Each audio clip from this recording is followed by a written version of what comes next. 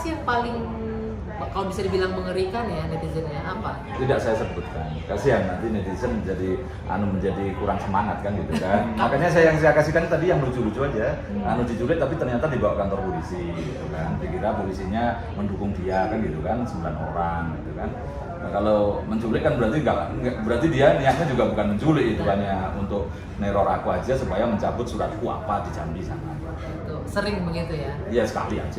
Sekali aja. Jangan Nah, ngomong sampai nanti orang enggak ada. Nggak ada. Ya, Pertanyaan saya kemudian ini Mas Boy, maaf saya potong. Dari mana sih sumber-sumber buktinya? Ini lebih dulu dari jaksa dan para penyidik loh Mas Boyam ini data-data yang diberikan ke kejaksaan, barang bukti. Surat jalan itu kan yang paling betul, utama, ada kan? pesawat, perjalanan pesawat segala macam untuk kasus Joko Chandra yang lagi ramai sekarang. Dari langit. Nah, Ya kan apapun saya kan ini membuat komitmen menjaga sumber saya, kan gitu kan, tidak akan pernah saya buka, sehingga saya bisa punya pasukan banyak sekali di masing-masing lembaga itu masih banyak orang benar, orang baik yang dengan sukarela kalau toh kadang-kadang pengen kenal saya itu hanya untuk menyambung silaturahmi, kemudian dia berjanji kalau nanti dapat data bagus akan dikasihkan ke saya, sampai seperti antri mau mengasihkan data ke saya itu. Dan banyak itu ya kayaknya yang punya data yang pengen nyerahin. Iya banyak, dan kedua kan saya menjamin bahwa saya tidak pernah menduitin.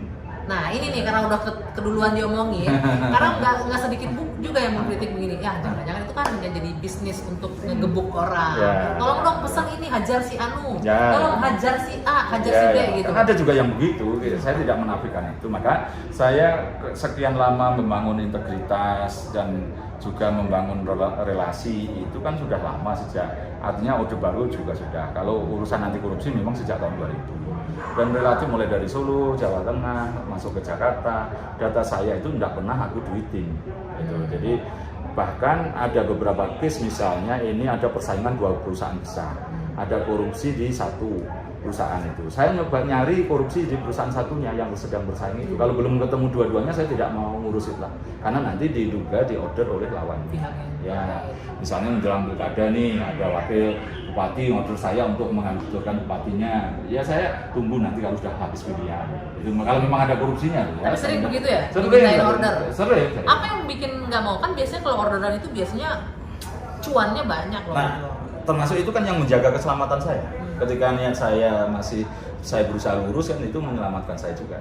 Kalau nanti saya tujuannya demi duit kan bisa jadi ya kesandung di jalan. Oke, kalau untuk menolak duit karena masih jalan lurus bisa ya. Tapi kalau ada yang intimidasi, lu harus hajar si Anu, kalau enggak titik. Ya tetap enggak. Pilihannya akan hanya itu aja. Tapi ada jalan atau enggak? Ya ada sih, tapi tidak sampai mengancam gitu juga. Kamu ini serang ini misalnya gitu. Ya ada juga, ada yang order gitu, tapi kemudian saya pilih ini kepentingannya hanya kepentingan dia dendam atau ada kepentingan yang lain lebih besar. Kalau dendam saya ambil kok, karena menjadi suatu yang halal orang memberantas korupsi itu dari sebuah motivasi, misalnya tidak dapat bagian. gitu kan? Jadi boleh halal. Jadi karena nggak kebagian akhirnya mau bongkar. Gitu. Ya. Kalau di KPK itu ada whistleblower atau justice collaborator gitu. Ya misalnya kan gitu. Atau dia misalnya ingin menggulingkan kepala dinas atau bahkan dirjennya misalnya. Sepanjang datanya kuat saya ambil. Toh belum tentu dia nanti yang gantiin kan? Kan gitu kan misalnya seperti itu kan gitu kan. Banyak kejadian seperti itu juga. Ini ngomong-ngomong soal yang masih hangat, hari ini kan dipanggil sama Dewas KPK ya. Untuk sidang komite etiknya pimpinan KPK. Ya. Itu infonya pertama kali dapat dari mana sih pimpinan dari KPK lagi. Itu? Nah, itu loh. Itu kan kita tujuannya cari tahu. Dari mana?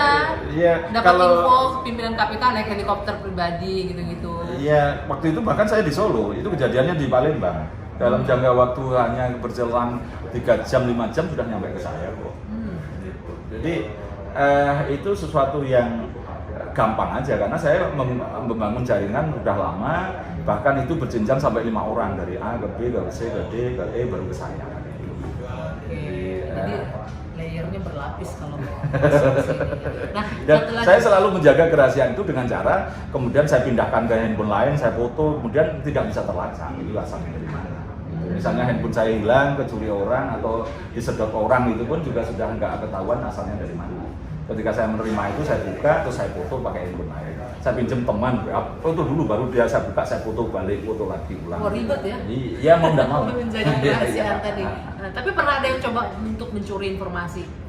Sumber informasi dari Kemarin sempat itu yang ya ada orang yang mau WA gitu, tapi kan kemudian ada cara 2 langkah itu cepet-cepet saya buat kunci 2 langkah ya cuma itu aja, WhatsApp aja enggak.